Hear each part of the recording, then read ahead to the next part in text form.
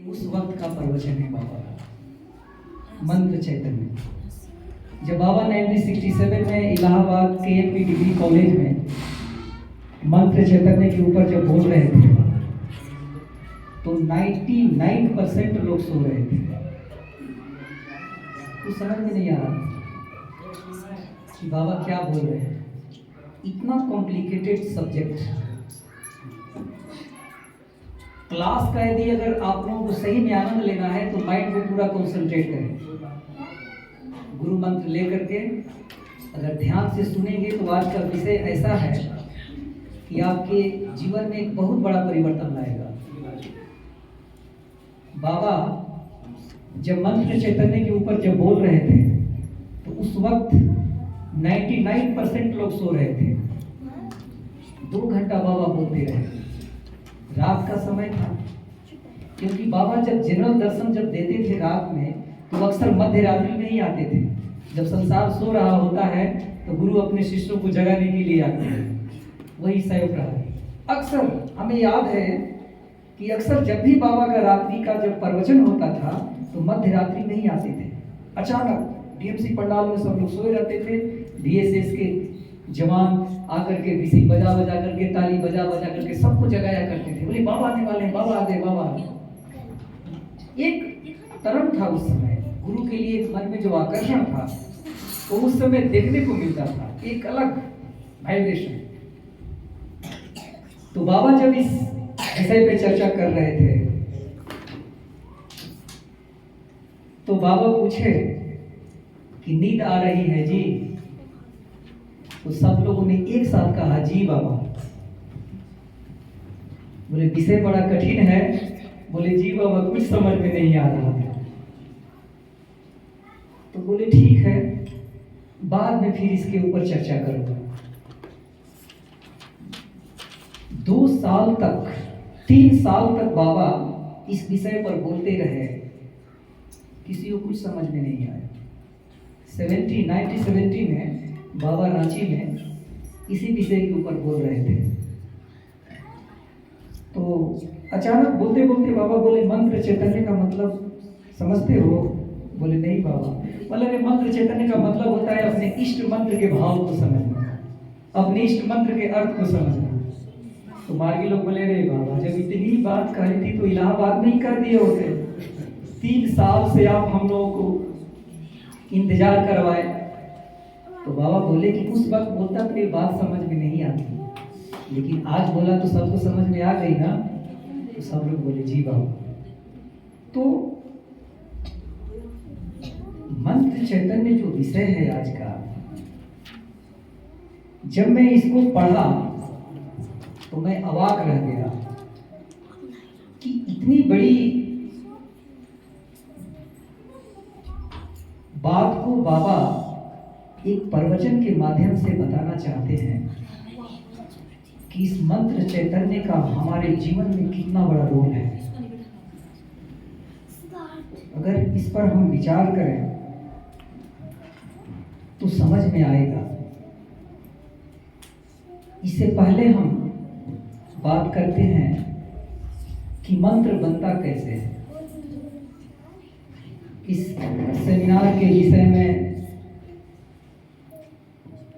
पहले ही चर्चा बाबा कर रहे हैं शब्द ब्रह्म की, क्योंकि जो मंत्र है तो ये शब्द का समाहार है, शब्द का संयोजन है, शब्द का एक कलेक्टिव फॉर्म है जिसको हम मंत्र कह रहे हैं।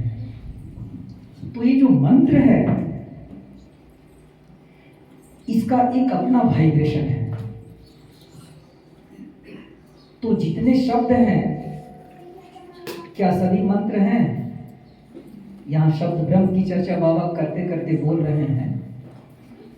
और वैदिक शास्त्र और जितने धर्म शास्त्र हैं सबने इस चीज को स्वीकार किया है कि ब्रह्म की जो उत्पत्ति हुई है वो शब्द से हुई है। इसलिए शब्द ब्रह्म को सृष्टि का जो कारण है सभी धर्मशास्त्र और वैदिक शास्त्र ने सबने स्वीकारा है। तो सृष्टि का कारण क्या है? एको अहम बहुश्याम, मैं एक हूँ अनेक हो जाऊँ। तो परमात्मा की जो मन की जो चिंतन धारा है, इस सृष्टि की जो अभिव्यक्ति है, ये जो सामने हम देख रहे हैं, यही है कार्य ब्रह्म। और परमात्मा के मन की जो चिंतन धारा है, जो कल्पना है, वही है कारण ब्रह्म। कारण ब्रह्म और कार्य ब्रह्म। क्लियर हो रहा है? समझ में आ रहा है? विषय बहुत कठिन है, कोशिश कर रहा हूं इसको कैसे सरल बनाऊं। तो मंत्र के बारे में बाबा कहते हैं कि शब्द तो है, लेकिन सभी शब्द मंत्र नहीं हो सकता है कि नहीं? तो आप विचार कीजिए कि मंत्र का कितना प्रभाव पड़ता है हमारे मन के ऊपर। व्यवहारिक दृष्टिकोण से हम देखें तो हम इसका अनुभव कर सकते हैं कि जब आपसे कोई प्रेम से बात करता है तो उसका असर आपके मन के ऊपर आप समझ सकते हैं। और कोई कड़वी आवाज में आपसे बात करे, उसका भी रिएक्शन कैसा होता है कि नहीं? और जब हम किसी को गाली दे देते हैं, गाली भी तो शब्द है ना, गाली दे देते हैं तो उसका हमारे मन पर कैसा रिएक्शन होता है? सबको पता है ना? किसी को गाली सुनना अच्छा लगता है क्या? लेकिन किसी को अगर हम प्यार से बुलाते हैं, बहुत स्नेह से पुकारते हैं, तो वो आवाज़ें कितनी अच्छी लगती है। वो भी तो मंत्र है। किसी को हम ऊंची आवाज में बुलाते हैं, वो भी एक मंत्र है। सॉरी, मंत्र नहीं है, वो भी एक शब्द है। और किसी को हम गाली दे करके पुकारते हैं, वो भी एक शब्द है। लेकिन ये दोनों शब्द में कितना हमारे मन पर उसका असर है, कितना प्रभाव है, ये सबको पता है। जो शब्द की जो अभिव्यक्ति है वो हमारे मुख से हो रही है। जीभ है, जीभ में हड्डी नहीं है, लेकिन अच्छों की हड्डी तोड़वाने की क्षमता है इसके पास। जीभ कह करके कोई चीज अंदर चली जाती है, लेकिन इसका रिएक्शन किसको भोगना पड़ता है? माथे को। इसलिए रहीम कबीर एक बहुत बढ़िया दोहा कहते हैं कि रहीमल जिहवा बावरी कह गई सरक पताल, आप तो कहूं भीतर गई जूते खात कपाल। जीभ बोल करके अंदर चली जाती है, वो तो अंदर गई, लेकिन उसका जो रिएक्शन है यहाँ है ना, जूते बजते हैं। अगर आप किसी को गाली दे दीजिए तो छोड़ देगा क्या? नहीं छोड़ सकता। इसीलिए शब्द को ब्रह्म की उपाधि दी गई है। हम अपने मुख से जो भी निकालेंगे, बोलेंगे, यही सोचकर समझ करके बोलेंगे कि हमारे मुख से परमात्मा बोल रहे हैं। जब ये बात समझ में आ गई तो मंत्र भी समझ में आ जाएगा। इसलिए हमारे जितने भी वैदिक धर्म ग्रंथ, धर्मशास्त्र हैं, सृष्टि का जो मूल कारण है उसको शब्द बताएं। क्योंकि सृष्टि की जो शुरुआत है, एक वाइब्रेशन, एक तरंग तो था, लेकिन उस तरंगों की कोई डायरेक्शन, कोई निश्चित नहीं था। परमात्मा भी अपने उस निराकार की अवस्था में रहे होंगे जहां पर कोई तरंग नहीं था। जैसे शांत सरोवर, कोई तरंग नहीं है, कोई हलचल नहीं है, उसमें एक कंकड़ मार दीजिए, देखिए असंख्य तरंग उसमें उठने लगती है। तो ब्रह्म की भी चिंतन धारा में सिर्फ ऐसे ही हुआ होगा। उनकी इच्छा, उनके मन में कल्पना हुई, इच्छा जगी कि हमें सृष्टि का सृजन करना है। एको हम बहुश्यामा, मैं एक हूँ अनेक हो जाओ। तो यह जो सृष्टि जगत है, ये परमात्मा की ही क्रूर अभिव्यक्ति है। अगर परमात्मा सूक्ष्म है तो अपने को ही उन्होंने अभिव्यक्त कर दिया अनेक इस जीव जगत के अंदर। पेड़ पौधे, ईंट पत्थर, है कि नहीं? ये जीव जगत, ये पूरा उन्हीं का एकमात्र अभिव्यक्ति है। तो इस सृष्टि को समझना है, परमात्मा की बनाई गई सृष्टि को समझना है, उस परमात्मा को समझना है, तो सबसे पहले इस शब्द ब्रह्म को समझना पड़ेगा, मंत्र को समझना पड़ेगा। क्योंकि मंत्र ही एक ऐसी व्यवस्था है जिसके माध्यम से हम उस चीज को समझ सकते हैं, पा सकते हैं। इसलिए हमारे श्यामलाल दादा एक आत्मानुभूति, एक दोहे की बुक लिखे हैं। उस दोहे की बुक में जो अंतिम दोहा है 701 नंबर, उसमें लिखते हैं कि मैं कवि तेरे नाम का ना नाम करूं गुणगान, हे हरि तू ही शब्द है, तू ही शब्द विधान। ये मैं आज सुबह पढ़ा तो मुझे लगा कि दादा कितनी सुंदर बात लिखे हैं। ये हृदय का मर्म है, एक आध्यात्मिक पराकाष्ठा, एक अनुभूति है कि शब्द के माध्यम से हम अपने मन को तरंगों में कैसे मिलाएंगे, क्योंकि ये जो संसार है अनगिनत तरंगों का खेला है। मिलियन ट्रिलियंस वाइब्रेशंस चल रहे हैं। अब कोई भी सीधी रेखा में नहीं है, सब ऐसे सिस्टार्टिक वे में चल रहा है, कोई सीधा नहीं है। इसलिए सृष्टि की शुरुआत में जो पराशक्ति पराबिंदु जिसको हम बोलते हैं, बिंदु जहां से सृष्टि का स्प्राउट हो रहा है, जहां से सृष्टि का स्फुरण हो रहा है, प्रस्फुटी, वो है बिंदु। नाद एक स्ट्रेट लाइन में जहां स्पंदनिक प्रकाश की जो अभिव्यक्ति हो रही है उसी को हम नाद कहते हैं। ये दार्शनिक शब्द है, शायद समझने में आप लोगों को असुविधा हो रही होगी, बहुत क्रिटिकल शब्द है। स्पंदनिक प्रकाश बिंदु, एक नाद, और नाद के बाद कला, कर्वेचर, जहां से तरंग के अंदर कर्व आता है। तो जो सृष्टि का जो विकास है, प्रकृति की जो तमोगुणी का जो प्रभाव है भूमा चित्त के ऊपर, उसी का एकमात्र अभिव्यक्ति है फैक्टर का। तो तमोगुणी का प्रभाव जब परमात्मा के मन के चित्त के ऊपर जब पड़ा तो वही प्यूरिफाइड होकर के 5 फैक्टर्स, आकाश तत्व, वायु तत्व, अग्नि तत्व, जल तत्व और क्षिति तत्व का निर्माण करती है। अब देखिए, बच्चे लोग को जरा शांत करवा दीजिए। बच्चे जितने शांत से रहेंगे अच्छा रहेगा। कल तो ये लोग शोर नहीं कर रहा था, लेकिन आज क्या हो गया? आज लगता है नाश्ता नहीं मिला इन लोगों। तो बाबा कहते हैं कि सृष्टि की जो अभिव्यक्ति है परमात्मा की है। ये जो पूरा जो सृष्टि जगत है, जो यूनिवर्स है, ये परमात्मा की ही अभिव्यक्ति है। और उनके मन की जो चिंतन धारा है, उनके चित्त के ऊपर, उनके मन के चित्त के ऊपर नेचर का, प्रकृति का जो तमोगुणी का प्रभाव है, ये उसी का एकमात्र अभिव्यक्ति है। इसीलिए तमोगुण का जो प्रभाव रहने के कारण है ये संसार सबको अच्छा लगता है। संसार की प्रत्येक वस्तु मानव मन को आकर्षित करती है। इसके पीछे यही एक कारण है कि नहीं? जब आदमी साधना मार्ग में आगे बढ़ता है तो संसार की आकर्षण वस्तुएं अपनी तरफ खींचने का प्रयास करती है। ये प्रकृति की ही माया है। इतनी आसानी से प्रकृति तो आपको छोड़ेगी नहीं। जब आप साधना मार्ग में, अध्यात्म मार्ग में जब आप आगे बढ़ेंगे तो प्रकृति इतनी आसानी से नहीं छोड़ेगी।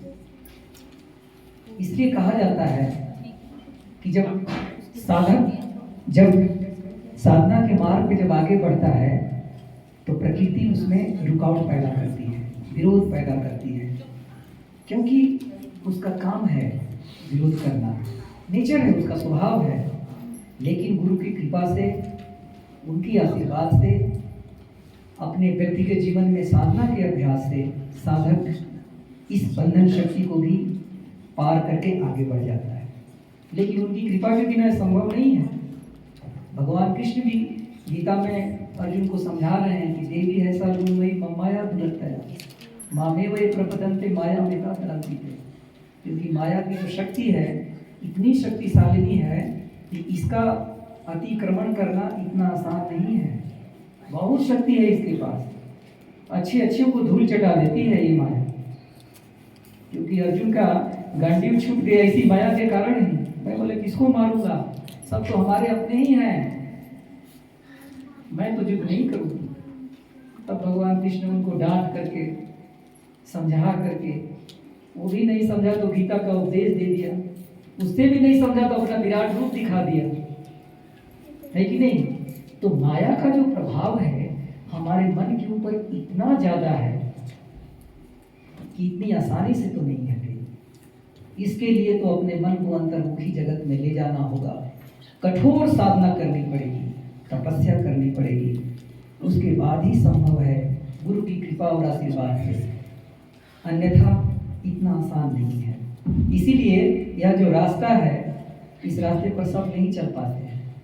धर्म साधना का जो मार्ग है, ये रास्ता इतना आसान होता तो यहाँ भीड़ हो जाती ना, इस हॉल में जगह नहीं होती, इस हॉल को बढ़ाना पड़ता।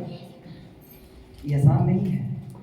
इस धरती पर मनुष्य का शरीर पाना ये परमात्मा की विशेष कृपा है, और मनुष्य के शरीर में आकर के धर्म साधना करना उससे भी कहीं अधिक कठिन है, बहुत कठिन काम है। आज की दुनिया में, आज का दुनिया का जो परिवेश है, आप सब कुछ कर लेंगे, लेकिन कह दीजिए किसी को कि आंख बंद करके थोड़ी देर ध्यान करो, तो बोलता है नहीं, आंख बंद करता हूं तो आंखों के सामने पर्दे की फिल्म की तरह सब चीज चलने लगता है, मैं ध्यान क्या करूंगा, वो चीजें आने लगती है सामने। मन कितना चंचल है। वही चीज आता है जो हम इस संसार में देखते हैं, बाहर से कोई चीज नहीं आता, जो हमारे मन के अंदर है और जो हम अपनी आंखों से इस संसार को देख रहे हैं, वही सारी चीज जब हम आंख बंद करके ध्यान में जाते हैं तो पहले वही चीज आती है। कल बच्चों ने बहुत अच्छा एक ड्रामा परफॉर्म किया, आपने देखा ही होगा। आधा मंत्र चैतन्य तो समझ में कल ही आ गया कि मंत्र का प्रभाव कितना है। तो बाबा कहते हैं कि मंत्र शब्द का वह समूह जिसका मनन करने से हमारे मन का उत्थान होता है, हमारे मन का इस जड़ता से मुक्ति मिलती है, उसका त्राण होता है, उसको बाबा कहते हैं मंत्र। इसलिए मननाद तारयेत यस्तुसा मंत्र परिकीर्तितः, वह शब्द जिसके जाप से, जिसके मनन से हमारा मन इस जड़ता से मुक्त हो जाता है, उसी को मंत्र कहा जाता है। बात समझ में आई? वह शब्द जिसके मनन से राम नाम जपते हैं ना, कृष्ण कृष्ण जपते हैं, ओम नमः शिवाय शिव शिव जपते हैं, मंत्र है ना भाई। तो इस मंत्र का प्रभाव हमारे मन पर पड़ता है ना। हम बहुत दुखी हैं, लेकिन जब हम भगवान की भक्ति में जब लीन हो जाते हैं तो हमें दुख से मुक्ति मिलती है। अगर शरीर का तकलीफ है, मन का तकलीफ है, आत्मा का तकलीफ है, किसी भी तरह का तकलीफ है आपके अंदर, अगर हम भक्ति के भाव में बिल्कुल रम जाते हैं तो उस दुख से मुक्ति मिलती है ना। तो वो दुख से मुक्ति पाने के लिए हम किसी चीज का सहारा लेते हैं कि नहीं? भगवान का नाम हो, चाहे कोई मंत्र हो, पढ़ते हैं, रटते हैं। तो उस मंत्र में एक अपना भाव है। कहा जाता है कि अगर मंत्र को 1,00,000 बार भी जाप किया जाए, अगर उसमें भाव नहीं है तो उस 1,00,000 बार भी मंत्र का जाप का कोई मतलब नहीं है, मीनिंगलेस, वो अर्थहीन हो गया। जैसे तोता को देखे हैं, उसको रटा देते हैं हम लोग, राम नाम रट लेता है, रटता है कि नहीं? अच्छा बोलता है और उसकी आवाज कितनी प्यारी लगती है, सीताराम सीताराम खूब अच्छा रटता है। लेकिन अगर बिल्ली सामने आ जाए तो सीताराम उसके मुख से नहीं निकलता है, टाए टाए निकलता है, वो राम नाम भूल गया। क्यों? क्योंकि वो सिर्फ रटना जाना है, रटा हुआ है कि राम राम सीताराम, सिर्फ रटा हुआ है, उसको उसका भाव नहीं पता है। इसलिए जब बिल्ली सामने आती है तो डर से राम नाम भूल करके टाए टाए करना शुरू कर देता है। तो हम भी अपने साधना में अगर बैठे और मंत्र का जाप कर रहे हैं, अगर उस मंत्र में कोई भाव ही नहीं है, तोता के माफिक रटे चले जा रहे हैं, तो अगर 1 घंटा बैठ लिए, आप अपने मन को एक झूठी तसल्ली दे दिए कि हमने 1 घंटा साधना किया है, लेकिन भाव ही नहीं, मंत्र में तो कोई भाव नहीं आया। तो मंत्र में जब भाव ही नहीं आया तो 1 घंटा बैठ कर क्या किए आप? साधना तो नहीं हुई ना। इसलिए बाबा कहते हैं कि मंत्र बिना भाव का 1,00,000 बार भी जाप किया जाए तो उस मंत्र का कोई मतलब नहीं है, वो मीनिंगलेस, टाइम वेस्ट है। मंत्र रहिता चैतन्य, चैतन्य रहिता मंत्र प्रोक्ता। लक्ष्य कोटि जपै रवि, लाख बार भी जाप करने के बाद भी अगर उस मंत्र में भावना नहीं है तो उस मंत्र का कोई काम नहीं, कोई मतलब नहीं, मीनिंगलेस हो गया हो। तो मंत्र चैतन्य बिना मंत्र का तो होगा नहीं। मंत्र जो चैतन्य है बिना मंत्र का तो होगा नहीं। इसलिए मंत्र चैतन्य के लिए हमें मंत्र की आवश्यकता है। इससे पहले ये जान लेना हमारे लिए आवश्यक है कि मंत्र बनता कैसे है, मंत्र कहाँ से आता है। तो मंत्र को देने वाले कौन है? सिर्फ गुरु परमात्मा महाकौल ही मंत्र दे सकते हैं, और कोई आदमी के बस का नहीं है। क्योंकि मंत्र के अंदर जो शक्ति है वो परमात्मा के द्वारा डाली गई शक्ति है। उस मंत्र में इतनी शक्ति है कि उस मंत्र का अभ्यास हम ठीक तरीके से करें तो एक दिन पूर्ण रूप से हम परमात्मा में मिल जाएंगे, इष्ट में मिल करके इष्टमय हो जाएंगे, हमारा मैं खत्म हो जाएगा। और तब एहसास होगा कि मंत्र क्या है, मंत्र की उपयोगिता क्या है और मंत्र चैतन्य क्या है। तो मंत्र लेने के लिए हमें जरूरत पड़ती है क्या चीज की? दीक्षा की। ठीक है, तो दीक्षा कितने तरह की होती है? दो तरह की, एक वैदिकी दीक्षा और दूसरा तांत्रिकी दीक्षा। वैदिकी दीक्षा में इष्ट चक्र, इष्ट मंत्र और गुरु का कोई रोल नहीं है। वैदिकी दीक्षा में सिर्फ हम प्रार्थना करते हैं कि हे परमात्मा हमारे मन की बुद्धि को सही रास्ते पर परिचालित करो। ये सिर्फ प्रार्थना है। ओम जय जगदीश हरे, स्वामी जय जगदीश हरे। मंदिर में जाकर के हम प्रार्थना करते हैं ना कि हे भगवान मेरा दुख दूर कर दो, हमारे मन को शांति दो। ये प्रार्थना है, ये है वैदिकी दीक्षा।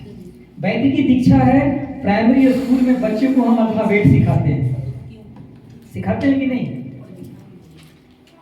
अब प्राइमरी स्कूल में हम बच्चों को अल्फाबेट न सिखा करके और पीएचडी का कोर्स पढ़ाने लगे तो बच्चे को कुछ समझ में आएगा क्या? नहीं आएगा, क्योंकि उसका जो मन है उतना डेवलप नहीं है, वो चीज नहीं समझ सकता है। तो प्राइमरी स्टेज में, प्राइमरी लेवल में वैदिकी दीक्षा की जरूरत पड़ती है। बच्चे को उसके मन में ये भावना लाने के लिए कि परमात्मा है, परमात्मा की शक्ति है और परमात्मा बनना है हमारा यही एकमात्र धर्म है। इसी के लिए धरती पर हमारा मनुष्य का जन्म हुआ। ठीक है, तो ये जो बातें हैं, जो प्रार्थना जब हम करते हैं मंदिर में जाकर के भगवान की मूर्ति के सामने, ये सब वैदिकी दीक्षा है। इसमें गुरु का, इष्ट चक्र का, इष्ट मंत्र का कहीं कोई रोल नहीं है। दादा क्लियर हो रहा है? तो जरूरत पड़ती है इस मन के अंदर एक गति पैदा करने के लिए, एक रिवॉल्यूशन पैदा करने के लिए। क्योंकि जो हमारा जीव मन है, जो हमारी शक्ति है जीव मन की, वो सोई हुई अवस्था में मूलाधार में पड़ी हुई है। उसको उसके अंदर जागृति लानी है, उसको जगाना है। कैसे जगाएगा आदमी? मंत्राघात से। अब यहाँ मंत्र की जरूरत पड़ेगी, गुरु का रोल है कि नहीं? इष्ट मंत्र की जरूरत पड़ेगी। इसके बिना तो हम अपनी शक्ति को नहीं जगा सकते, क्योंकि यहाँ हम सभी लोग बैठे हुए हैं, सबके पास परमात्मा की शक्ति आपके मन के अंदर है, लेकिन उसका एहसास नहीं है। भगवान बुद्ध के पास भी ऐसे ही था, उनको भी पता नहीं था। जब उनको बुद्धत्व की प्राप्ति हुई, समाधि की अनुभूति हुई, तब उन्होंने जाना कि मैं ही भगवान हूँ, भगवान कोई बाहर का कोई चीज नहीं है। जब भगवान बुद्ध को जब इसका ज्ञान हुआ, समाधि की जब अनुभूति हुई, तब उनको पता चला कि भगवान कोई बाहर की कोई चीज नहीं है, कोई वस्तु नहीं है, वो हमारे अंदर की ही आत्मा है। उसको हमने समझ लिया, जान लिया, अनुभूति हो गई। सारा संसार आज भगवान बुद्ध को भगवान मानता है कि नहीं? सभी जानते हैं। बाबा कहते हैं कि वैदिकी दीक्षा की जरूरत पड़ती है हमें इस भवसागर को पार करने के लिए तांत्रिक दीक्षा की जरूरत पड़ती है। हमारे जीवन में एक स्पीड लाने के लिए, आध्यात्मिक जीवन में एक क्रांति लाने के लिए मंत्र, इष्ट चक्र और गुरु का कितना बड़ा रोल है, ये सिर्फ तांत्रिक दीक्षा से ही पता चलेगा। तो तांत्रिक दीक्षा में दो चीजें होती हैं, एक तो होता है गुरुकरण और दूसरा होता है गुरु दक्षिणा। क्योंकि गुरुकरण में गुरु हमें स्वीकार करते हैं और गुरु को हम समर्पित हो जाते हैं। गुरु दक्षिणा में हम गुरु को समर्पित हो जाते हैं। गुरु दक्षिणा का कितना बड़ा रोल है हमारे जीवन में। सबको जिस दिन आपकी दीक्षा हुई थी उस दिन आप अपने आचार्य को क्या गुरु दक्षिणा दिए थे? सबको पता होगा, सबको तो साधना मिल ही चुका है यहाँ। तो जिस दिन हम दीक्षा ले रहे थे आचार्य से, तो आपसे आचार्य गुरु दक्षिणा मांगे थे ना, तो आप गुरु दक्षिणा में कुछ दिए थे क्या? नहीं पता? हे भगवान, ये भी भूल गए।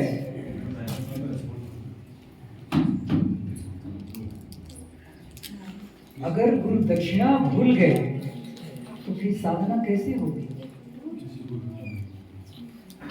एक बार याद आ गई हमको, एक बार परीक्षा ले लिया जाए एक पुराने लोगों ने। नहीं, हम परीक्षा लेने के लिए यहाँ नहीं बैठे हैं, हम क्लास लेने के लिए बैठे हैं। परीक्षा तो आप देते ही रहते हैं, हर रोज परीक्षा दे रहे हैं। बाबा के पास एक साधक है, एक बहुत ही मार्मिक आध्यात्मिक इंटरेस्टिंग बात है हम सबके जीवन के लिए। बाबा के पास एक साधक गए तो बाबा पूछे कि साधना होती है ना? तो बोले नहीं बाबा, साधना में मन नहीं लगता है। तो बाबा बोले कि साधना में मन नहीं लगता है तो गुरु दक्षिणा में गुरु को क्या दिए थे, भूल गए क्या? बोले जी बाबा, वो भी भूल गए। तब बाबा उनको गुरु दक्षिणा का महत्व कितना बड़ा है, बाबा एक उनको घटना सुनाए राजा जनक की। राजा जनक के गुरु अष्टावक्र जी थे, तो अष्टावक्र जी राजा जनक के दरबार में एक बार गए। ध्यान से सुनिए। तो अष्टावक्र जब राजा जनक के दरबार में पहुंचे तो जनक को बोले कि जनक, तुम्हारे राज्य में जितने विद्वान बुद्धिजीवी लोग हैं, कल सबको राज्यसभा में बुलाओ, मैं कुछ उपदेश देना चाहता हूँ, कहना चाहता हूँ। तो राजा जनक बोले कि ये तो बहुत अच्छी बात है गुरुदेव, ये तो हम सबका सौभाग्य है। तो राजा जनक ने ये बात सबको सूचना के माध्यम भिजवा दिया, सूचना की कल राज्यसभा में हमारे राज्य के जितने भी विद्वान बुद्धिजीवी लोग हैं सब लोगों को आना है।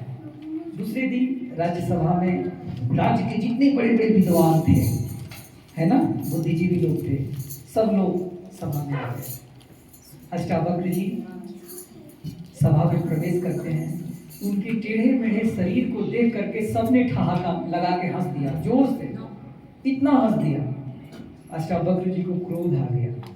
बोले जनक, ये कैसे मूर्खों की सभा बुलाए, जिसको सिर्फ शरीर की पहचान है, ज्ञान की पहचान नहीं, ये मूर्ख लोग हैं। जनक बोलते हैं गुरुदेव, ये सभी इस राज्य के सबसे ज्यादा विद्वान और बुद्धिजीवी लोग हैं, सिलेक्टेड लोग हैं इस राज्य के।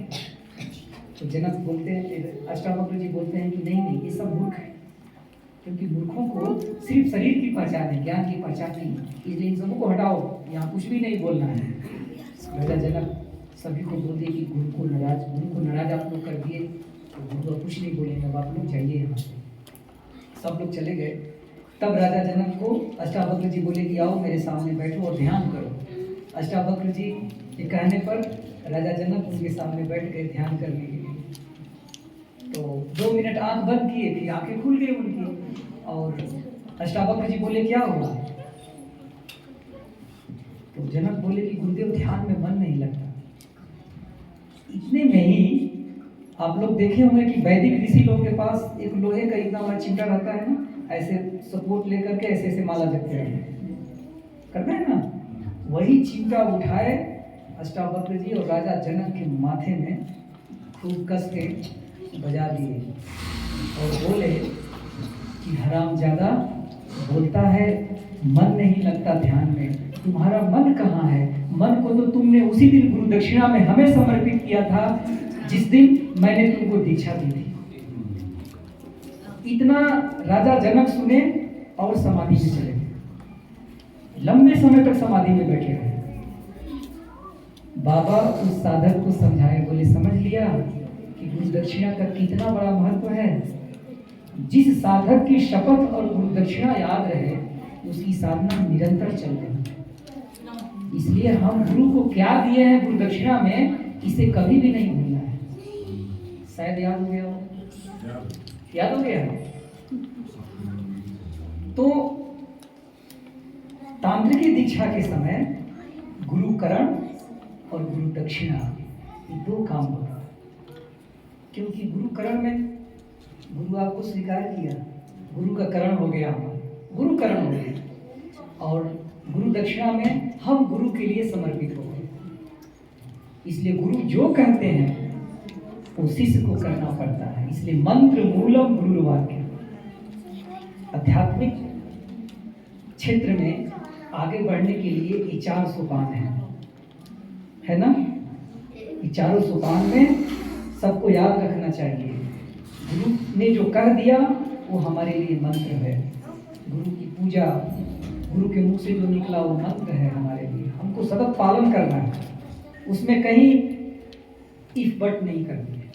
गुरु ने जो कह दिया करना है उसे। 16 पॉइंट बाबा ने दे दिया तो उसमें कोई कंप्रोमाइज नहीं, पूरा पालन करना है। बाबा ने कहा निर्जला उपवास करनी है एकादशी में, महीने में 2 दिन तो करना है, कोई कंप्रोमाइज नहीं करनी है। जहां अपना बुद्धि लगाए तब तो कहे, तब तो मंत्र चैतन्य नहीं होगा।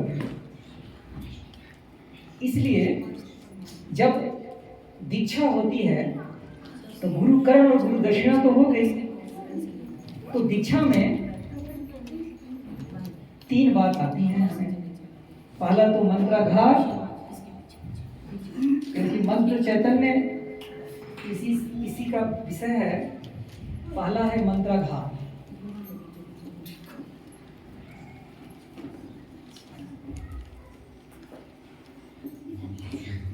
मंत्राघात, दूसरा है दीपनी, और तीसरा है मंत्र चैतन्य।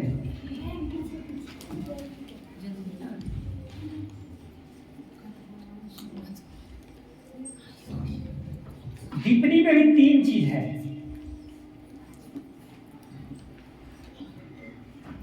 भूत शुद्धि,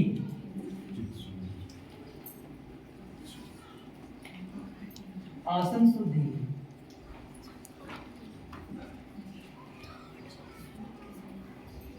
चित्त शुद्धि।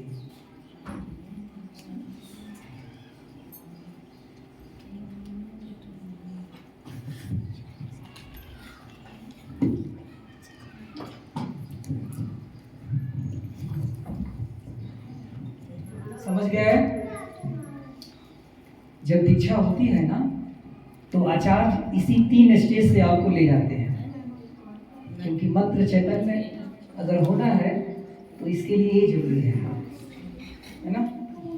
मंत्राघात। अब 2 चीजें याद रखनी पड़ती है। बाबा इस सेमिनार नोट्स में बताते हैं कि जो शब्द की जो अभिव्यक्ति है वो 2 तरीके से होती है। एक तो सूक्ष्म तरीके से और दूसरा स्थूल तरीके से।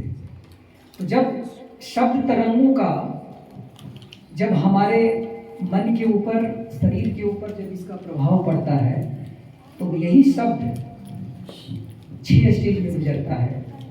परा, प्रशंति, मध्यमा, दुत्तमाना, श्रुति गोचर। ठीक है। मुख से अभिव्यक्ति हो गई।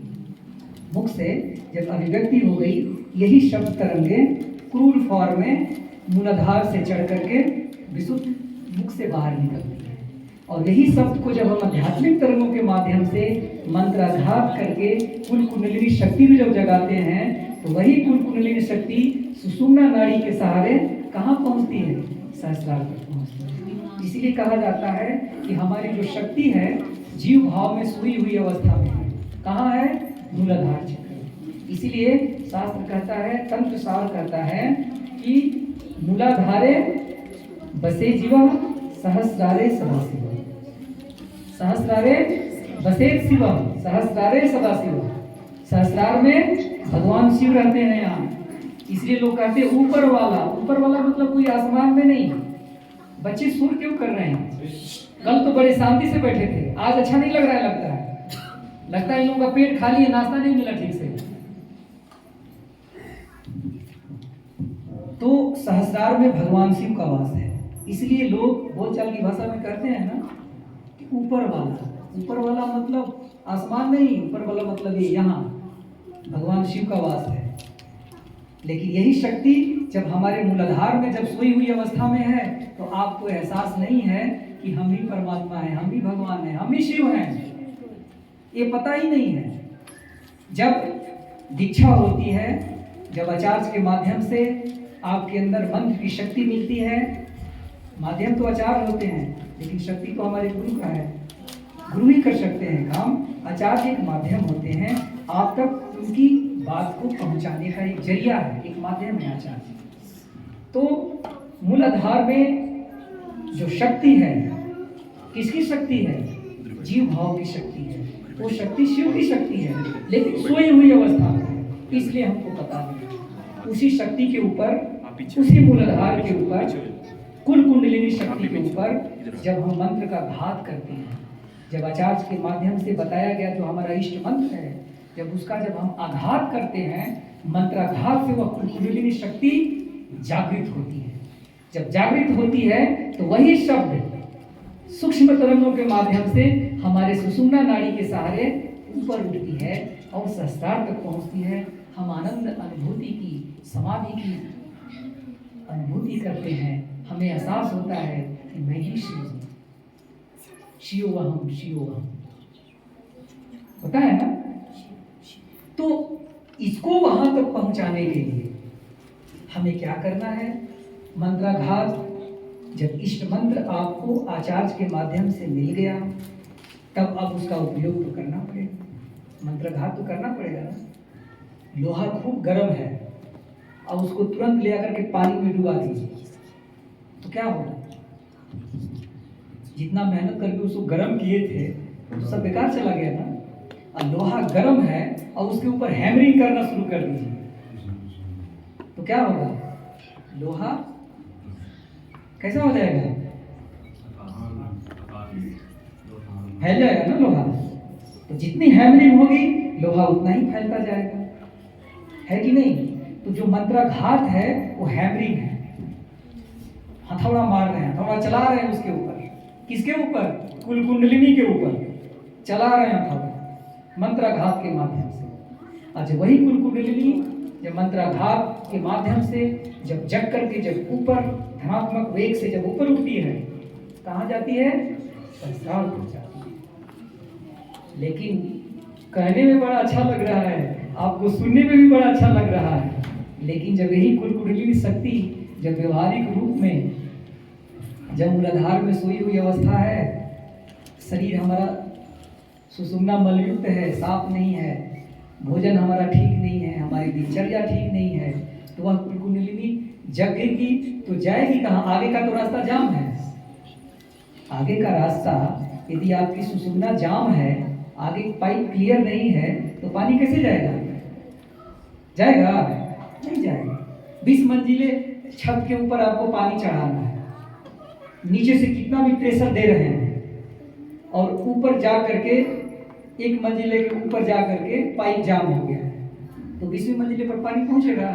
नहीं पहुंचेगा। नीचे का कितना प्रेशर क्रिएट करेंगे आप, नीचे का पाइप भले ही फट जाएगा, लेकिन ऊपर पानी जाएगा नहीं, क्योंकि रास्ता ही क्लियर नहीं है, जाम है। तो वैसे ही हमारा जो शरीर है, अगर भोजन ठीक नहीं है, हमारी दिनचर्या ठीक नहीं है, तो मलयुक्त सुषुम्ना के सहारे हम अपनी कुंडलिनी शक्ति को जगा कर क्या करेंगे? वो कहाँ उठेगा? मूलाधार से नीचे ही रह जाएगा, स्वादिष्ठान से नीचे ही रह जाएगा। आप खूब हुंकारी भरते रहेंगे, चिल्लाते रहेंगे, बाबा बाबा चिल्लाते रहेंगे, कुछ नहीं होने वाला है, वही का वही है। ठीक है, तो सुषुम्ना को बहुत ही क्लीन रखना पड़ेगा। इसलिए बाबा कहते हैं कि यह शरीर क्या है, भगवान का मंदिर है। ये शरीर क्या है, हमारा भगवान का मंदिर है। और इस शरीर में जो मन है वो इस मंदिर का देवता है। तो कोई भी कितना भी सुंदर मंदिर है और उसमें कोई भगवान की प्रतिमा नहीं है, तो वो मंदिर में कोई जाना चाहेगा? बताइए आप लोग, नहीं जाना चाहेगा। अगर भगवान की मूर्ति खूब अच्छी है, खूब सुंदर है और मंदिर में तरह तरह की गंदी पूरा कचरा भरा हुआ है, तो किसी का मन वहां लगेगा? नहीं लगेगा। इसलिए एक शास्त्र हमारा इस शरीर को भगवान का मंदिर और इस मन को इस मंदिर का देवता कहता है। तो जिस तरीके से हम मंदिर में भगवान को प्रसाद चढ़ाने के लिए जाते हैं कितने पवित्र भाव से, और सबसे जो अच्छी चीजें होती है पवित्र भाव से हम उसको बना करके भगवान को प्रसाद के रूप में समर्पित करते हैं। तो ठीक वैसे ही इस शरीर रूपी भगवान का जो मंदिर है, इस मंदिर में भी प्रसाद समझ करके जो सबसे अच्छा चीज है वही चीज इस शरीर को प्रसाद के रूप में चढ़ाना है। ऐसा नहीं कि चीज मिला खाने की तो जो मन में वो खाते रहेंगे, सारा दिन किचन में घुसते ही बकरा बन जाएंगे, मुंह चलना शुरू हो गया, उसका कहीं कोई कंट्रोल नहीं है कि नहीं, दिन भर खाते रहे। तो आहार शुद्धि ठीक रखना पड़ेगा, अपनी दिनचर्या अपनी रूटीन ठीक रखना पड़ेगा, तब जाकर के हमारी जो साधना का जो प्रभाव है हमारे शरीर और मन पर देखने को मिलेगा। नहीं, अगर शरीर मलयुक्त है, गंदा है, तो इसमें इष्ट मंत्र जाप करते रहिए, भावना आएगी चली जाएगी, इसका जैसा रिजल्ट आप चाहते हैं वैसा नहीं मिलेगा। बात क्लियर हो रही है? अब हमारी जो साधना है, साधना में जब दीक्षा होती है तो आचार्य आपको दीपनी बताते हैं ना। दीपनी में क्या है, भूत शुद्धि है, आसन शुद्धि है, चित्त शुद्धि है, सबको मालूम है ना, करते भी हैं। तो भूत शुद्धि क्या है? इस संसार से अपने मन को वापस ले आना, है ना। मतलब भूत शुद्धि जिस दिन आपकी हो जाएगी उस दिन आपको अनुभव होगा कि ये संसार हमारे लिए नहीं है। हम संसार के लिए हैं लेकिन ये संसार हमारे लिए नहीं है। हम संसार से अपने मन को अलग हटा लेंगे, ये है भूत शुद्धि। क्लियर हुआ ना? भूत शुद्धि में इतना ही सोचना है कि मैं जिस दुनिया में हूँ, हम अपने मन को इस संसार से हटा लिए, विड्रॉल कर लिए, यही है भूत शुद्धि। तो भूत शुद्धि में दुनिया से हम अपने आप को अलग कर लेंगे। आसन शुद्धि में अपने शरीर को अपने मन से अलग कर लेंगे। ध्यान से सुनिएगा, क्योंकि ये है बातें हमारी साधना से, मंत्र चैतन्य कंप्लीट साधना का विषय है। तो आसन शुद्धि में क्या होगा, हमारा मन हमारे शरीर से अलग हो गया। और चित्त शुद्धि में क्या हुआ, हमारा मन भी अपने इष्ट के साथ मिल करके इष्ट में हो गया। तो जिस दिन हमारा मन इष्ट के भाव में आकर के इष्टमय हो जाएगा, उसी दिन समझिए कि आपका मंत्र चैतन्य हो गया। बात क्लियर हो रही है? तो आपके आचार्य जो आपको साधना सिखाए हैं, उस साधना को इसके माध्यम से, रास्ता तो यही है, इसी रास्ते से आपको ऊपर जाना पड़ेगा, मंत्र चैतन्य तक पहुंचना पड़ेगा, क्योंकि इस रास्ते के बगैर यहां आप पहुंच नहीं सकते हैं, ये जरूरी है। तो दीपनी है just like a torch. Torch की जरूरत कब पड़ती है? टॉर्च की जरूरत कब पड़ती है? जब अंधेरा है, ठीक है। तो आपके लाइफ में भी आपके जीवन का कहीं कोई लक्ष्य निर्धारित नहीं है, अंधेरा है। आप भूल गए हैं कि हमारे जीवन का लक्ष्य क्या है। इस धरती पर हम मनुष्य तो बन के जरूर आए हैं, परमात्मा ने हमको मनुष्य का शरीर बना करके भेजा है, लेकिन हम अपने लक्ष्य को भूल गए हैं। पता ही नहीं है जाना कहाँ है, हमको कहाँ जाना है हमको पता नहीं है। तो आचार्य का काम है दीपनी का काम करना, टॉर्च का काम करना। आचार्य आपको टॉर्च जला करके आपके हाथ में दे दिए और रास्ता भी बता दिए, जाना कहाँ है ये भी बता दिए। यही है दिव्य भूत शुद्धि, आसन शुद्धि, चित्त शुद्धि। ये अगर कंसेप्ट क्लियर हो गया तो समझ लीजिए कि आपकी साधना हो गई। अगर ये कंसेप्ट क्लियर नहीं हुआ तो आप घंटों घर में आंख बंद करके बैठे रहिए, साधना नहीं हो पाएगी। लेकिन बैठना तो पड़ेगा, प्रैक्टिस, प्रयास तो करनी पड़ेगी, क्योंकि बिना अभ्यास का ये हो भी नहीं सकता। ये बिल्कुल व्यवहारिक चीज है।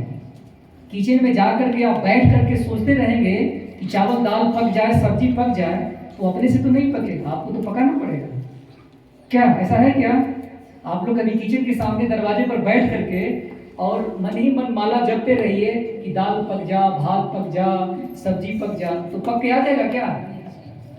उसमें जाकर किचन में प्रेशर कुकर में पानी डालना पड़ेगा, चावल डालना पड़ेगा, दाल डालना पड़ेगा, सब्जियां काट काट करके कढ़ाई में छौंक लगानी पड़ेगी और इंतजार करना पड़ेगा टाइम से, तब जाकर के पकेगा तो आपके थाली में परोसेगा, आदमी खाएंगे। यह है भोजन। साधना भी ठीक ऐसे ही है। साधना को आपको जो मैकेनिज्म, जो आचार्य के माध्यम से आपको बताया गया है, उस मैकेनिज्म को सतत सुबह शाम आपको अभ्यास में लगना पड़ेगा। उसके बिना कुछ नहीं मिलने वाला है। इसीलिए मनुष्य अपने आप को कब समझेगा? एक ही रास्ता है, मन आध्यात्मिक साधना। मन आध्यात्मिक साधना ही एक रास्ता है जिस पर चल करके मनुष्य को एहसास होगा कि हम मनुष्य हैं। पशु को इसका एहसास नहीं है कि वो पशु है ना? पशु को आप घोड़ा कह दीजिए, कोई फर्क नहीं पड़ता। गधा बोल दीजिए, कोई फर्क नहीं पड़ता। कुत्ता बोल दीजिए, कोई फर्क नहीं पड़ता। लेकिन आदमी को ये शब्द यूज करके देखिए, फर्क पड़ता है ना? वो आपसे नाराज हो जाएगा, बात नहीं करेगा, बोले हम गधा नहीं है, हम घोड़ा नहीं है, हम कुत्ता नहीं है, हम तो आदमी हैं।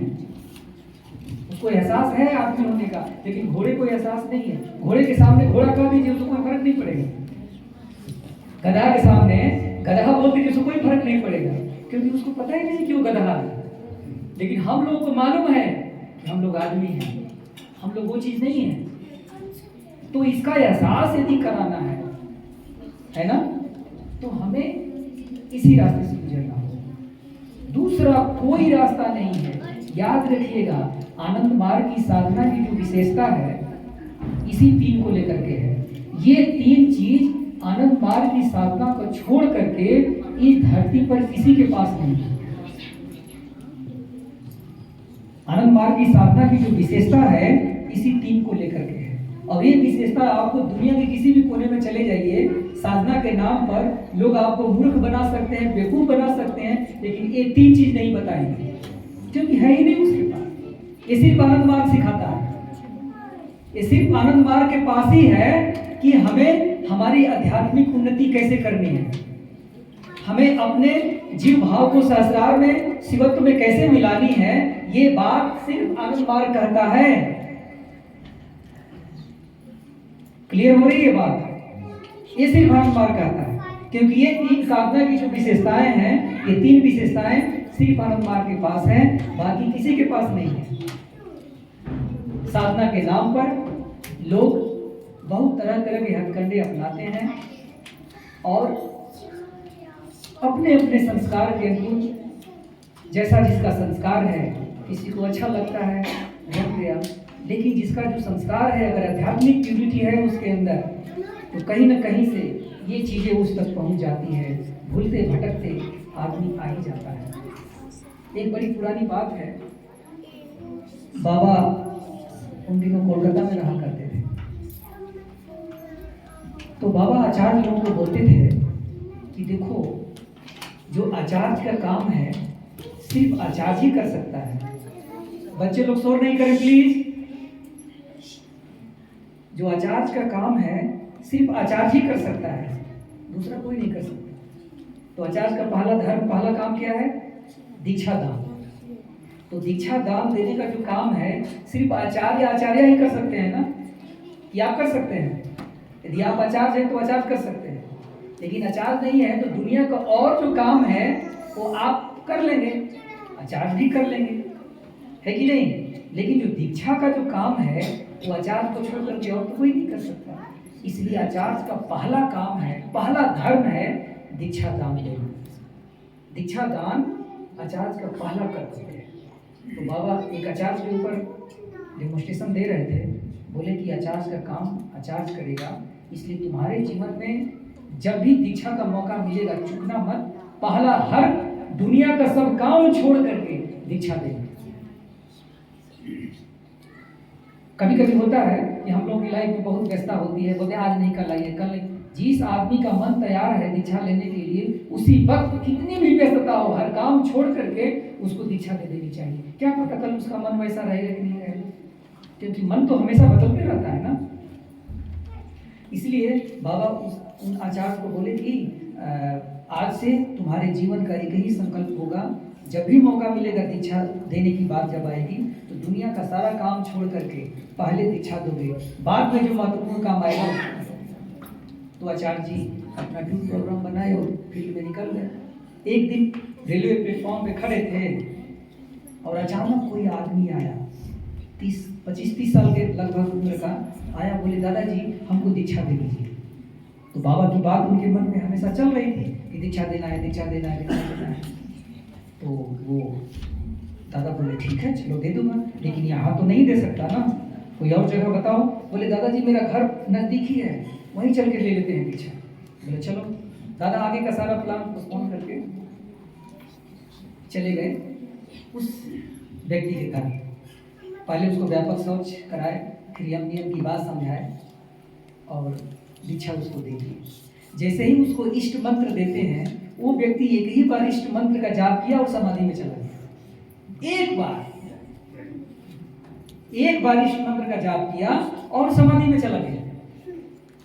अब ये आचार्य जी को तो मन में तरह तरह के क्वेश्चन उठने लगे। बोले इतने हमने अपने जीवन में हजारों दीक्षाएं दी, आज तक ऐसा कभी नहीं हुआ, इस व्यक्ति के साथ ऐसा क्या हो गया। वो अच्छा खासा 1.5-2 घंटे तक समाधिस्थ रहा और नियम है कि जब तक गुरु दक्षिणा लेंगे नहीं तब तक उसको छोड़ के जा भी नहीं सकते। अभी भी बेचारे बैठे हैं। जब उसकी समाधि टूटी तब गुरु दक्षिणा लिए, गुरु पूजा बताया, गुरु दक्षिणा लिए और बोले कि देखो दोनों समय नियमित साधना करोगे तुम्हारा कल्याण हो जाएगा। फिर आचार्य जी चले आए। समय निकला, 2 महीने के बाद भी बाबा के पास रिपोर्टिंग में जाने का मौका मिला। बाबा से इनके मन में तो बहुत सारे प्रश्न थे। बाबा से पूछे कि बाबा एक व्यक्ति को हमने दीक्षा दिया, उसके साथ क्या ऐसा हुआ, एक ही बार इष्ट मंत्र का जाप किया और समाधि में चला गया। तो बाबा मुस्कुराए, बोले कि जिस व्यक्ति को तुमने दीक्षा दिया, जो भी उसके साथ हुआ उसका बैकग्राउंड तुम्हें पता है। बोले नहीं बाबा ये तो आप ही को पता होगा। तब बाबा बताए कि देखो ये आदमी अपने पिछले जन्मों में बहुत बढ़िया साधक था, अच्छा साधक था, लेकिन इसके अंदर एक कमी थी कि जब भी साधना में बैठता तो बीच से ही साधना छोड़ करके किसी दूसरे काम में लग जाता था। साधना तो अच्छी करती थी, बहुत अच्छी होती थी इसकी साधना, लेकिन बीच बीच में कोई ऐसा काम आ जाता था कि बीच से ही साधना उठ करके और चला जाता काम करने। एक बार ऐसे ही हुआ कि इष्ट मंत्र जाप कर रहा था। बाबा कहते हैं ना कि पूर्ण ईश्वर परिधान मतलब 80 बार अपने इष्ट मंत्र का जाप कर लेना। 80 बार इष्ट मंत्र का जाप करना बाबा कहते हैं पूर्ण ईश्वर परिधान। बाकी इसके बाद आप जितनी देर चाहे बैठे और जाप करते रहें, लेकिन ये जो मिनिमम क्राइटेरिया बाबा ने फिक्स कर दिया है चर्याचर पार्ट 2 में और जीवन वेद के लास्ट पेज में कि प्रत्येक साधक पहले 80 बार अपने इष्ट मंत्र का जाप करके ही फिर जितनी देर चाहे वो बैठ सकते हैं। लेकिन सबके लिए गुरु ने एक नियम अनिवार्य कर दिया कि 80 बार इष्ट मंत्र का जाप करेंगे, उसके बाद जितनी देर बैठना चाहे बैठ सकते हैं। ठीक है, तो वो व्यक्ति इष्ट मंत्र का जाप करते करते 79 टाइम तक पहुंच गया था। एक बार भी कमी रह गई थी, उसी समय उठ के चला गया और रास्ते में उसका बहुत सीवियर एक्सीडेंट हो जाता है और स्पॉट डेथ हो जाता है। तो बाबा कहते हैं कि जहाँ से आध्यात्मिक जीवन की अंत होता है, जब नेक्स्ट लाइफ की जब बिगिन होती है ना, वहीं से आध्यात्मिक जीवन की शुरुआत होती है। तो ये आदमी का दोबारा जन्म हुआ उसी आध्यात्मिक संस्कार को लेकर के। ये भटकते रहा अपने संस्कार के मन के संस्कार के अनुकूल इष्ट मंत्र की तलाश में, गुरु की तलाश में, आचार्य की तलाश में। ये 30 साल तक भटकते रहा, 30 साल इसने बिता दिए। और भटकते भटकते जब तुम इसको सही आचार्य के रूप में मिले, और जैसे ही तुमने इसके मन के संस्कार के अनुकूल इष्ट मंत्र इसके मन में डाला, फिर क्या मन का तरंग और शरीर का तरंग एक दूसरे के बीच जो लिंक था वो ब्रेक हो गया। इतना मन में स्पीड आया, इतना आध्यात्मिक तरंग उसके अंदर पैदा हो गई, अचानक जनरेट हो गया कि शरीर के तरंगों से मन के तरंगों का समावेश नहीं रहा, बर्दाश्त नहीं कर पाया और समाधि में चला गया। फिर बाबा बोले कि देखो समाधि तो उसकी लग गई, लेकिन इसने 30 सालों के अंदर जो संस्कार अर्जित किया है उसका क्या होगा। यम नियम पालन करेगा, नियमित साधना करेगा, धीरे धीरे धीरे धीरे इसका भी अंत हो जाएगा, उसके जीवन का कल्याण हो जाएगा। तो बाबा कहते हैं कि आनंद मार्ग विधि से जिसकी दीक्षा हो गई वो मुक्त हो गया। इसलिए हम यहाँ जितने लोग बैठे हैं ना, ये ऑलरेडी मुक्त हो चुके हैं। हम लोग, हम सभी मुक्त हैं। मुक्ति की गारंटी बाबा दिए है ना कि मुक्ति मिलेगी, तो बाबा ने मुक्त कर दिया। अब है कि हमें गुरु का जो मिशन है, गुरु का जो लक्ष्य है, जो आदर्श है, उनके काम के लिए गुरु हम सबको बांध करके धरती पर लाए हैं। काम तो करना पड़ेगा, उसके बिना तो वो कुछ कृपा करने वाले नहीं हैं। करेंगे तभी जाकर के उनकी कृपा होनी है। तो बाबा इसके ऊपर एक प्रभात संगीत भी दिए हैं कि मैं तुम लोगों को इस धरती पर अपने मिशन का काम कराने के लिए बांध करके लाया। बाबा एक बार बोले भी थे कि किसको किसको मोक्ष चाहिए, उसने बहुतों ने एक साथ हाथ उठाया, बाबा हमको मोक्ष चाहिए, हमको मोक्ष चाहिए। और फिर बाबा बोले ऐसा किसको मोक्ष नहीं चाहिए, तो कुछ लोग बोले कि बाबा हमको मोक्ष नहीं चाहिए। तो मैक्सिमम लोग जो हाथ उठाया, बाबा बोले कि नहीं, मैं जिस धरती को बनाया हूँ वो धरती बर्बाद हो रही है, उसको बचाने के लिए तुम सबको मेरे साथ चलना पड़ेगा। इसलिए बाबा इसके ऊपर एक बहुत अच्छा प्रभात संगीत दिए हैं, धोरा और बांधन दिए। यह प्रभु तुम इस धरती पर हम लोगों को बांध करके ले आए हो अपने मिशन का काम कराने के लिए, क्योंकि जन्मों जन्मांतर का हम लोगों का संस्कार तो गुरु के साथ जुड़ा हुआ है, तब ने यहाँ आकर के बैठे हुए हैं। इतना आसान तो नहीं है। शिमला में इतनी जनसंख्या है, आप ही लोगों के मन में क्यों भावना है कि यहाँ आकर के बैठे, बेवकूफ तो नहीं है। तो ये भाव है, ये हमारे जन्म जन्मांतर का आध्यात्मिक संस्कार है जो हमारे मन को उद्वेलित करता है, प्रेरित करता है, और उनकी प्रेरणा पा करके उनकी शक्ति से, उनकी कृपा से, आशीर्वाद से हम लोग उनके रास्ते पर आगे बढ़ते हैं। आध्यात्मिक स्तर में आगे बढ़ने के लिए कहा जाता है कि 3 सोपान है: श्रवण, मनन, निधिध्यासन। श्रवण क्या है? सुनना। सुनने को संस्कृत में श्रवण कहते हैं। श्रवण, श्रवण मतलब सुनना। क्या सुनना है? हम सभी सुनते हैं ना, हर पल सुन रहे हैं, हम बोल रहे हैं, आप सुन रहे हैं, सुन रहे हैं कि नहीं? तो बाबा कहते हैं क्या सुनना है? कान मिला है ना, इंद्रियां, कान है सबके पास, तो कान मिला है तो सुनने के लिए स्वतंत्र है ना सभी लोग। तो हम कुछ भी सुनेंगे, गाली भी सुनेंगे, क्या गाली भी सुने, गाली भी देंगे? ऐसा नहीं ना। तो हमें अपने विवेक से निर्णय लेना है कि हमारे सुनने के लायक क्या है। तो बाबा कहते हैं श्रवण का मतलब हरि भजन कीर्तन के द्वारा। हरि भजन और कीर्तन। तो हरि भजन क्या है? हरि भजन से हमें क्या लाभ मिलता है? हरि भजन हम सुनते भी हैं और सुनाते भी हैं, कीर्तन हम करते भी हैं और दूसरों को कराते भी हैं। तो बाबा ने 2 शब्द यूज किया यहाँ पे, हरि भजन कीर्तन के द्वारा हम श्रवण करेंगे, इसके अलावा कुछ भी नहीं। जिस दिन हमारा मन इस काम के लिए तैयार हो गया कि हमें कीर्तन भजन को छोड़ करके और कुछ भी नहीं सुनना है, उस दिन आपका श्रवण हो गया।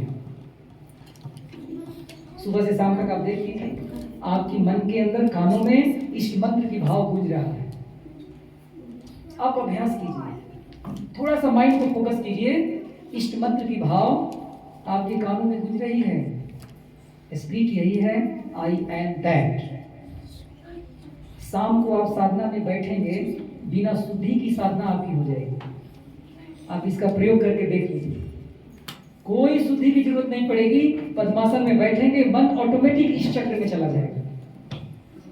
कुछ भी सोचने की अनर्गल कोई बातें भी सामने नहीं आएगी। जो आंख बंद करते थे, आंखों के सामने सिनेमा के पर्दे की तरह फिल्म गुजरता था, वो भी कुछ नहीं होने वाला है। आंख बंद हुआ कि नहीं, मन सीधे इस चक्र में चला गया, कोई शुद्धि की जरूरत नहीं। ये है श्रवण। तो श्रवण जिस दिन होने लगेगा, उस दिन आपके जीवन में क्रांति आ जाएगी, हर समय गुरु के भाव में हो जाएंगे। ये है मंत्र चैतन्य। दूसरा मनन, परम पुरुष को छोड़ करके और कोई भी भावना हमारे मन में नहीं है, कोई भी भावना नहीं। हर समय उन्हीं की भाव में हम मननशील हैं।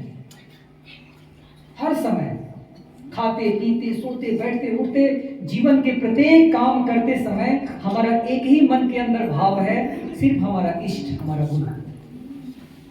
इसीलिए संत कबीर कहते हैं, बिन बंदगी इस आलम में खाना तुझे हराम है, बंदा करे से ही बंदगी खिदमत पे आठ हो जाम है। एक बहुत अच्छी बात है ये। बिन बंदगी इस आलम में, इस जीवन में अगर परमात्मा की भक्ति हमने नहीं किया, बंदगी नहीं किया, तो जो हम भोजन कर रहे हैं ना, ये हराम की खा रहे हैं। हराम है कि नहीं? तो संत कबीर कहते हैं, बंदा किसको बोलते हैं? जो बंदगी करता है वही बंदा है। खाली मनुष्य का शरीर मिल गया तो बंदा हो गए, मनुष्य हो गए ना। मैं बंदा हूं तुम्हारा, तुम्हारा जहां सारा, बोलते प्रवास संगीत में ना। जमिया आसमां तुम्हारा, फिर बचा क्या हमारा? सब कुछ तुम्हारा है कि नहीं? तो बाबा कहते हैं कि मैं संत कबीर की बात बोल रहा था। कहते हैं कि बिन बंदगी, बंदगी जो करता है उसी को बंदा करते हैं।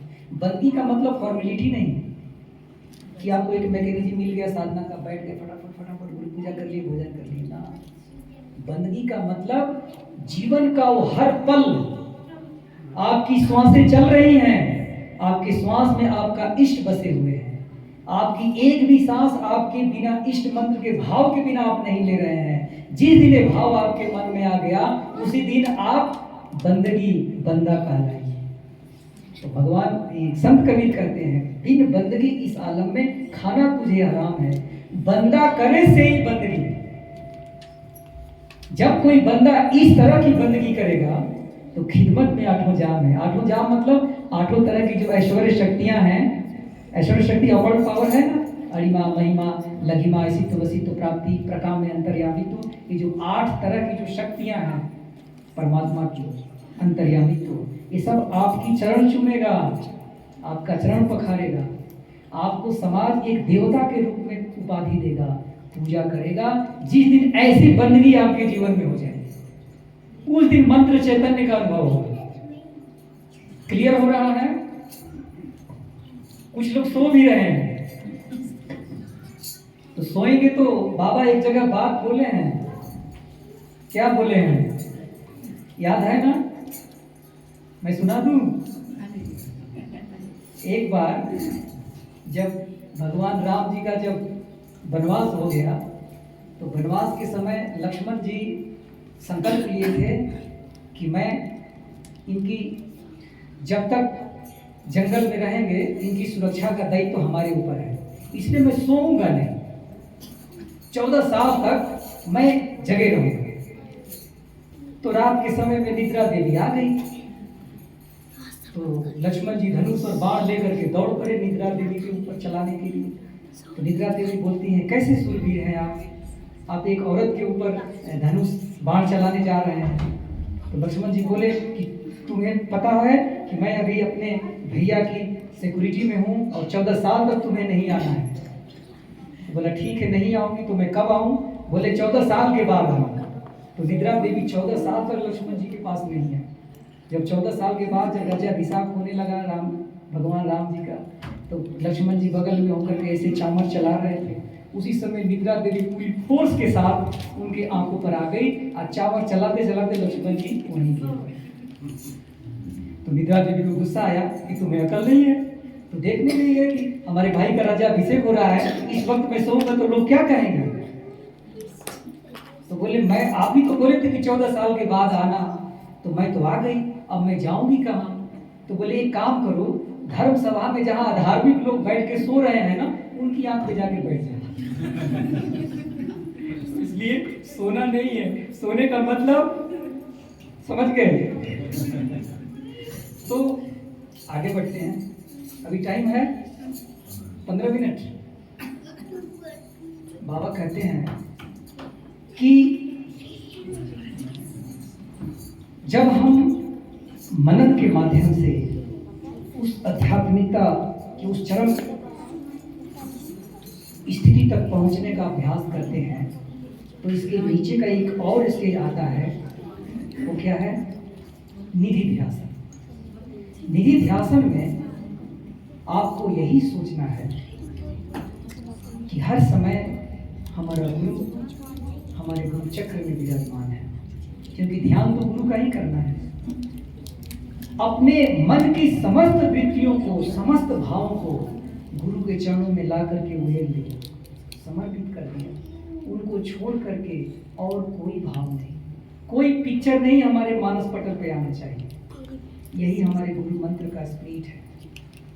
गुरु मंत्र है, बाबा ने हम लोग के आंखों पर गुरु मंत्र रूपी चश्मा चढ़ाया। इसी चश्मे से संसार को देखना है। अगर ये चश्मा हमारे आंख पर चढ़ गया, जिस दिन हम इस भाव में अगर संसार को देखेंगे तो हमें कभी तकलीफ नहीं होगी।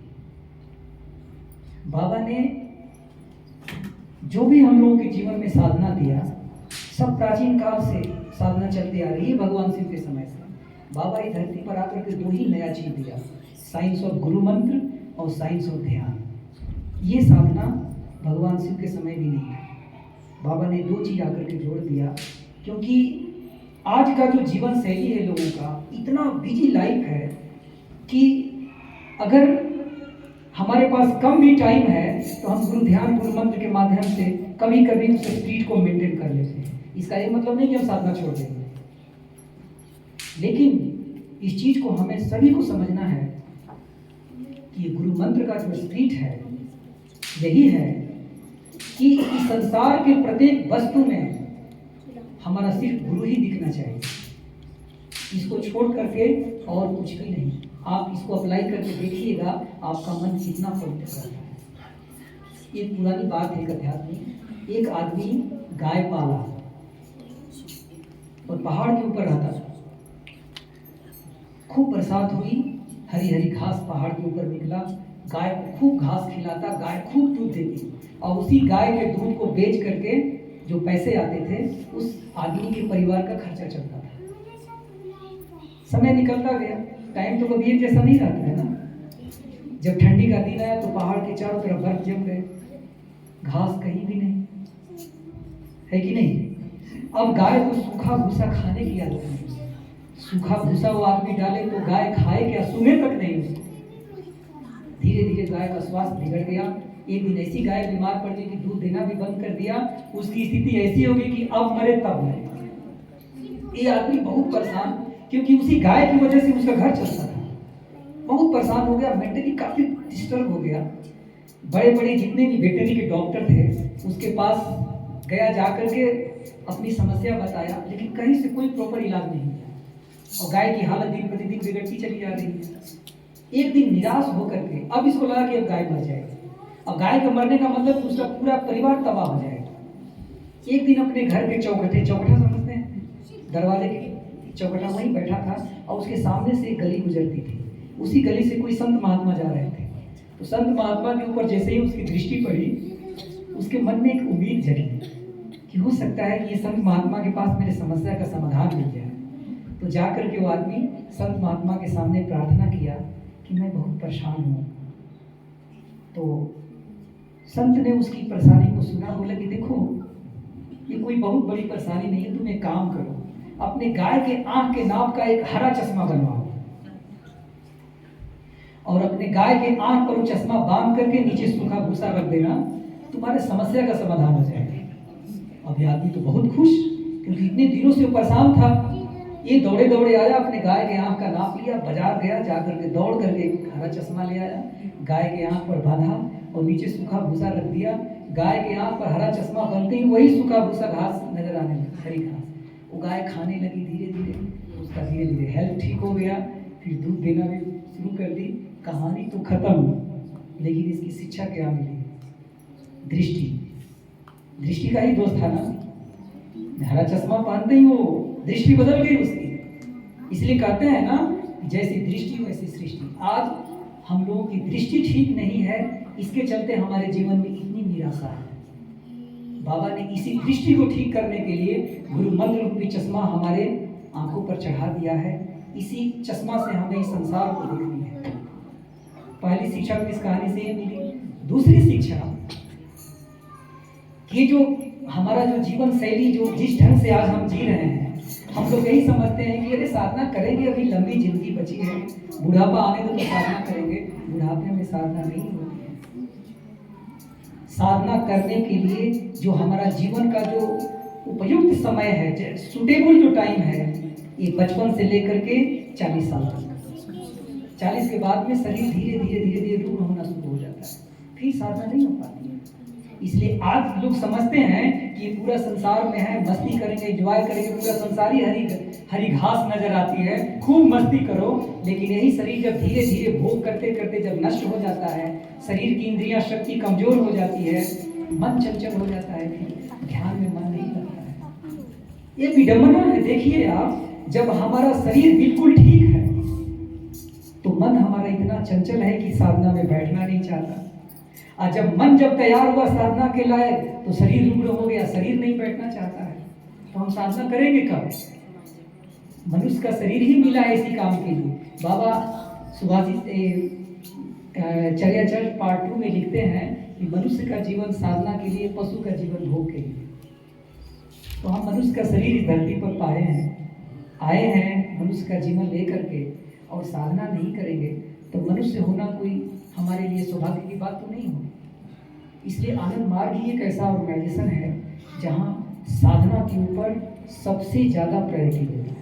इसलिए बाबा का जो चरम निर्देश है, बाबा के जीवन का, बाबा के आदर्श का जो सबसे चरम निर्देश है, उस चरम निर्देश में बाबा 3 ही बात बोलते हैं। दोनों समय नियमित साधना करोगे, यम नियम का पालन करोगे, और दूसरे को सही रास्ता दिखाओगे। ये 3 को छोड़ करके हमारे जीवन में कुछ है? अगर ये 3 बात समझ में आ गई तो आनंद मार्ग समझ में आ गई, शायद मंत्र चैतन्य भी समझ में आ जाएगा। क्लियर हुआ श्यामलाल भाई? ठीक है, आगे 1-2 बातें और हैं।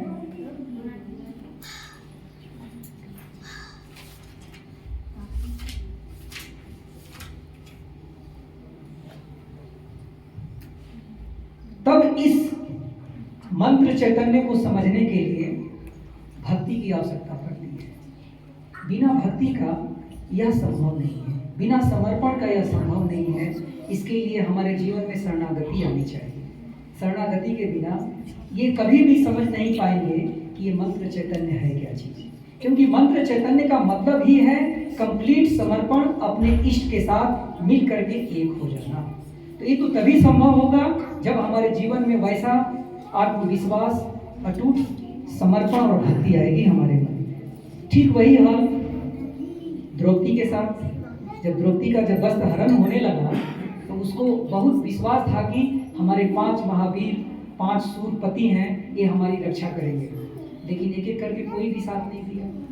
पितामह भीष्म बैठे थे, आचार्य द्रोण बैठे थे, कोई साथ नहीं आया ना।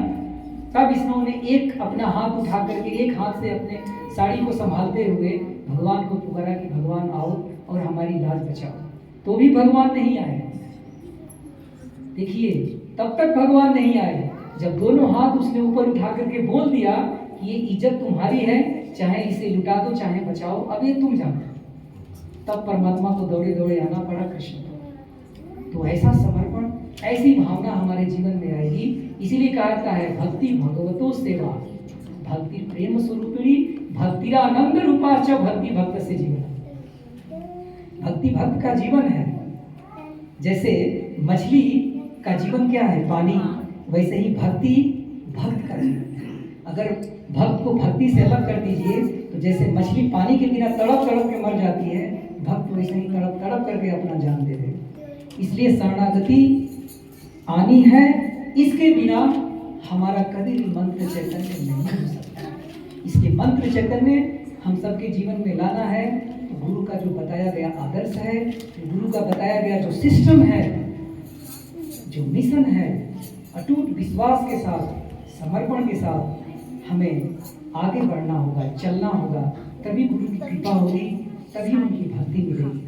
नहीं तो हम परनिंदा में अपनी जिंदगी को बिता देंगे, दूसरे की बुराई में अपने जीवन को बिता देंगे, व्हाट्सएप, ट्विटर, फेसबुक पर निगेटिव न्यूज को पढ़ करके बिता देंगे और पोस्ट कर करके बिता देंगे। जीवन खत्म हो जाएगा, कुछ नहीं मिलेगा। इसलिए आज के टाइम में एक स्टैंडर्ड हो गया है, कुछ भी मिलता है तो तुरंत पोस्ट कर दो। ये बीमारी है। बिना सोचे समझे हम कुछ भी भेज देते हैं। एक मानसिक बीमारी है। ये नहीं हम सोचते हैं कि जो चीज हम भेज रहे हैं उसका इम्पैक्ट क्या होगा सोसाइटी के ऊपर, बिना सोचे समझे। इसीलिए बुद्धिमान भी अपने समय को नष्ट करता है, नष्ट नहीं करता है, उपयोग करता है। और मूर्ख अपने भी समय को वो भी बिताता है, वो भी नष्ट करता है। तो पंचतंत्र में एक बहुत बढ़िया श्लोक है ना कि काव्य शास्त्र विनोदेन कालो गच्छति धीमताम व्यसनेन च मूर्खाणाम निद्रया कलहेनो। है ना, जो बुद्धिमान है, जो साधक है, जो भक्त है, अपने समय को साहित्य का अध्ययन करके, स्वाध्याय करके, सत्संग करके, साधना करके अपने समय को बिताएंगे। लेकिन मूर्ख वो भी अपने समय को बिताता है व्यसन करके। व्यसन मतलब परनिंदा करेगा, उसकी बुराई उसके सामने, उसकी बुराई उसके सामने। इसके बाद भी जब उसको टाइम मिलेगा तो कलह करेगा, उसकी लड़ाई उसके साथ लड़ा देगा, उसका लड़ाई उसके साथ लड़ा देगा, है ना। इसके बाद भी जब टाइम मिलेगा तो सो के बिताएगा। भाई 24 घंटा में 24 घंटा तो सोएगा नहीं। अगर 12 घंटा भी सोए, 14 घंटा भी सोए, तो मान लीजिए 10 घंटा बचा तो 10 घंटा में व्यसन करेगा, निद्रा, सोएगा नहीं। तो निद्रा से तो मिल गया भाई, चलो सो लिया कंप्लीट। अब उसके बाद उसके मन के अंदर कीड़े चलते रहते हैं, किसकी लड़ाई किसके साथ करवा दूं, तब उसको चैन मिलेगा, है कि नहीं। तो आज के समाज में ऐसा है, आज के सोसाइटी में ऐसा ही चल रहा है। आप देखिए, व्यवहारिक रूप से घर घर में देखने को मिलेगा सास बहू की लड़ाई, है ना, घर में भाई भाइयों की लड़ाई, सास देवर देवरानी की क्या क्या रिश्ता होता है तो आप लोग जानते होंगे। तो ये चलते रहता है। लेकिन अगर इस टाइम को अगर आदमी हटा करके, स्वाध्याय करके, सत्संग करके, साधना करके बिताए तो फिर कोई कला नहीं होगा। ये समाज, यही परिवार ऐसा बन जाएगा, इसी परिवार में आपको लगेगा कि यही स्वर्ग है, यही जिंदगी है। तो बाबा यही कहना चाहते हैं। बाबा का मुख्य उद्देश्य यही है कि पर निंदा से बचो। एक यूरोपियन हिस्टोरियन है जेम्स पॉल हिल का, उन्होंने एक बुक लिखी है मॉडर्न बायोग्राफी। वो लिखते हैं कि मनुष्य ही एक ऐसा जीव है, मनुष्य ही एक ऐसा जीव है जो इस धरती पर रोता हुआ जन्म लेता है और दूसरे की शिकायत करता हुआ जीता है और निराश होकर मर जाता है। बात भी सही है। आप देखिए 99% की जिंदगी ऐसे ही निकल जाती है। वो अपने समय को कभी मूल्य देना ही नहीं चाहता है कि हमारा समय कितना मूल्यवान है, किस काम के लिए परमात्मा ने हमको धरती पर भेजा है। बस ऐसे ही हमारा जमीन समय निकल जाता है। इसलिए जो व्यक्ति बुद्धिमान है, जो अपने जीवन को प्रेम करता है, अपने परिवार को प्रेम करता है, समाज को प्रेम करता है, वो व्यक्ति कभी भी अपने समय को ऐसे नष्ट नहीं करेगा। समय से साधना करेगा, स्वाध्याय करेगा, अपने परिवार का केयर करेगा। क्योंकि आज सबसे ज़्यादा हम लापरवाह हो गए, क्योंकि हमारे जीवन में कोई अनुशासन ही नहीं रह गया। आज के बच्चे बच्चियां अपने अनुशासन से भटक रहे हैं, परिवार के अनुशासन से भटक रहे हैं। क्यों? कि हमारे माता पिता उसके लिए टाइम ही नहीं दे रहे हैं।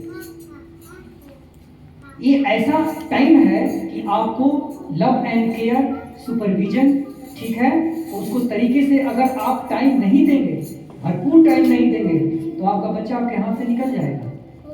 फिर आप अकेले घर में मंगल भाव में मंगलहारी गाते रहिए, तो फिर तकलीफ होगी।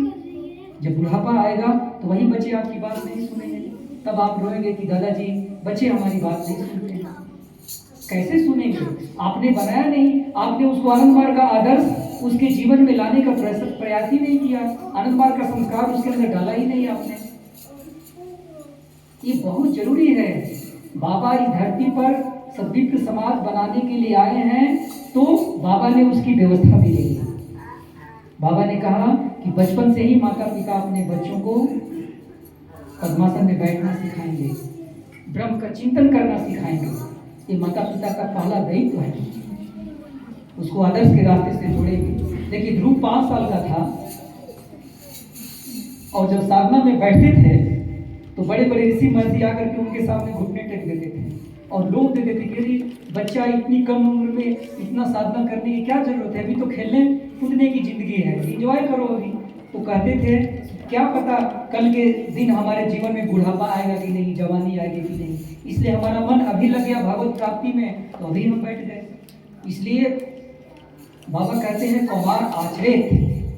जब बच्चा जन्म लिया, धीरे धीरे उसका विकास होना शुरू हो गया और समझ में आ गया कि भगवत प्राप्ति करनी है, तो शैशव काल से ही उसको माता पिता इस धर्म के रास्ते पर धर्म साधना में लाने का प्रयास करेंगे।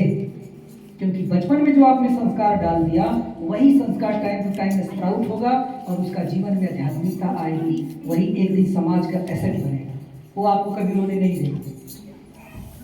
हम हर समय उसके ऊपर आप गर्व करेंगे कि हमने भी एक बेटा श्रवण कुमार जैसा पैदा किया है।